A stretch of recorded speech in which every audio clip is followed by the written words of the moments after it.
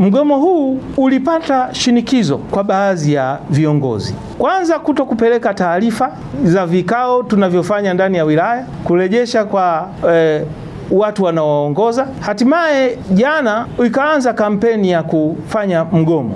Nao hao walikuwa vinara wa kuhakikisha kwamba wanasimamia zoezi la mgomo lifanikiwe. Baadhi ya madereva wa daladala walikuwa wakiwazuia wasafirishaji wengine wasifanye kazi ya usafirishaji, mpaka kupelekea baadhi ya bajaji kuvunjwa vioo vyake na bajaji hiyo kumilikiwa na hao madereva, yani kwa kukaa ndani ya bajaji kuvizia bajaji zingine au wasafirishaji wengine kuendelea kuwahujumu wasiweze kufanya biashara zao za usafirishaji. Na kwa bahati mbaya zaidi tumewakuta wamepumzika katika bajaji hiyo wakitumia madawa ya kulevya, yani mirungi. Nao hao tumewakamata, tumewashikilia watueleze zaidi. Na kupitia vyombo vya habari niseme tu, watu kama hivi wa aina hii kwa kweli hatungependa waendelee kufanya hivi, na kwa sababu hiyo ninaelekeza jeshi langu la polisi kuchukua hatua kali ili kusudi jambo kama hili lisiweze kurudia tena. Nao ni viongozi wa Usaliva, Ngarenaro, Kisongo, Mushono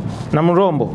Ni watu ambao tutapenda watusaidie. Ni nini hasa kimepelekea kufikia hatua hiyo ya mgomo, ili hali kila siku tuna uwezo wa kukutana na kujadili mambo yetu na changamoto zetu. Hatua hizi tuliamua kwa pamoja, na mimi kama mwenyekiti wa usalama nasema hatua hizi nilizoelekeza zifanyike, na hawa watu wanne nitapenda kesho nipate taarifa zao kutoka polisi. Kufikia saa hizi saa 11 saa 12 ya jioni, baadhi ya barabara zimeonekana zikiwa na daladala za kutosha na zinaendelea na shughuli za usafirishaji. Kwa hiyo nitumie nafasi hii kuwashukuru sana wananchi kwa uvumilivu waliofanya, na niwahakikishie jambo hili halitarudia tena.